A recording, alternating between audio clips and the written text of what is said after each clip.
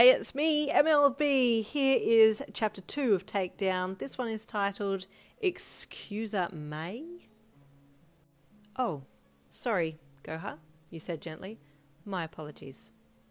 Do not do it again, they replied, eyeing you suspiciously. Ah, okay, you said with a bit of sass in your voice. A little bit rude, you thought, then continued talking. Well, Goha, I'm going now, but I will see you a little later. This is your room, this is where you will stay, you said with a small smile. There is a door over there. Inside that room you'll find a bed, which you can use to sleep in should you feel a little bit tired. You added with a far more forced smile this time around as you stood to leave. Bye. Goha just stayed in their seat and watched you leave. You walked to the door and exited, closing the door behind you and locking it. Immediately the scientists surrounded you.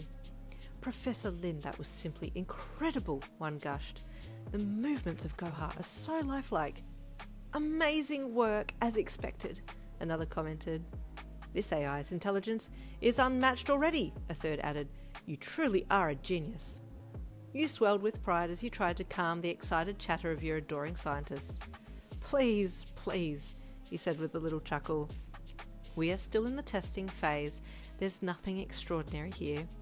Oh, but Professor, you are too humble, the second scientist implored. When details of this AI, Goha, are released to the other companies, your name will be placed in the Hall of Fame.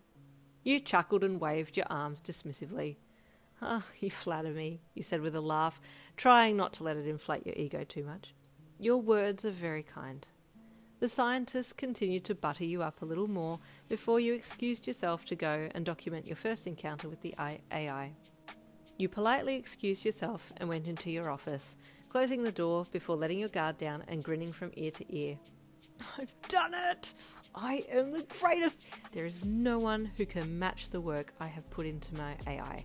I will go into the Hall of Fame. I will be the name on everybody's lips. I am undefeatable, you thought proudly as you strode over to your desk and sat down. Why was my AI so rude though? Where did that come from? There was a knock on the door and you turned your head in its direction.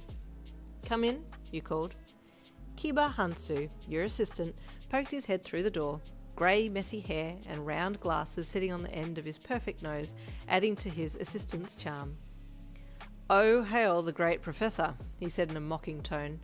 I'd come into the room further, but most of the space in here is taken up by the massive inflation of ego I just overheard before. Can you not? You deadpanned at him as he chuckled deviously. Hansu had this uncanny ability to read people.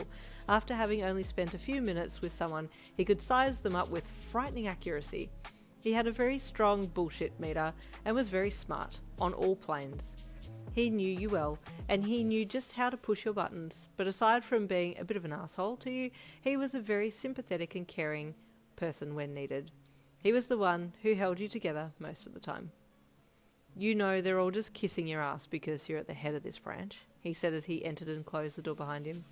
And you drink up every little bit of praise like it's nectar from the gods. You need to be careful, otherwise you're going to think you're undefeatable and do something stupid, he added bluntly. Yeah, thanks for that, you replied sarcastically. You haven't even congratulated me on my success yet. There's that ego, he tisked. You're too full of yourself, and that AI got a bit of your personality too, I saw. He let out a hearty laugh. They did not, you retorted. Goha is just plain rude. I'm not rude.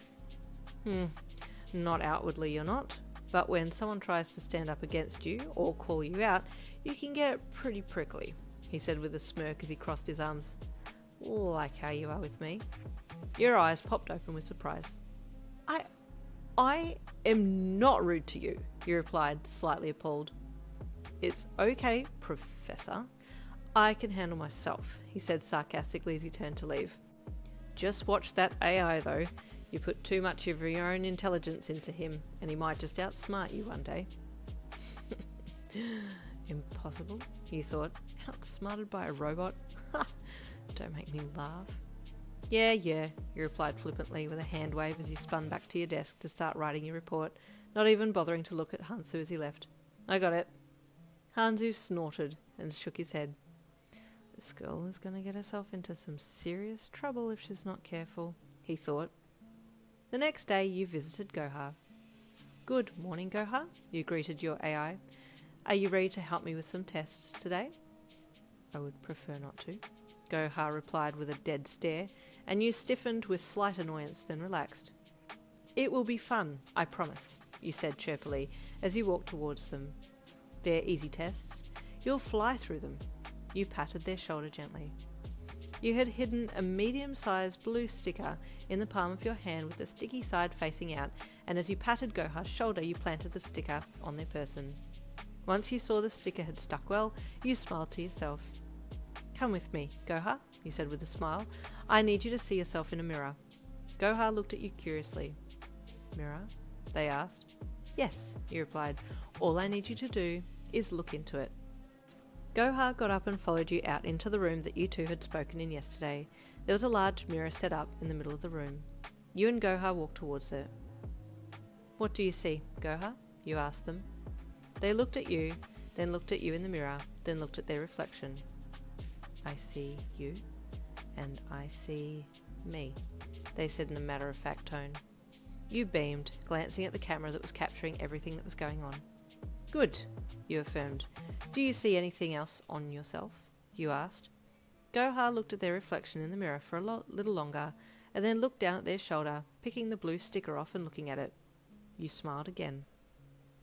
And we are done diddly done with chapter 2. Stay tuned for chapter 3.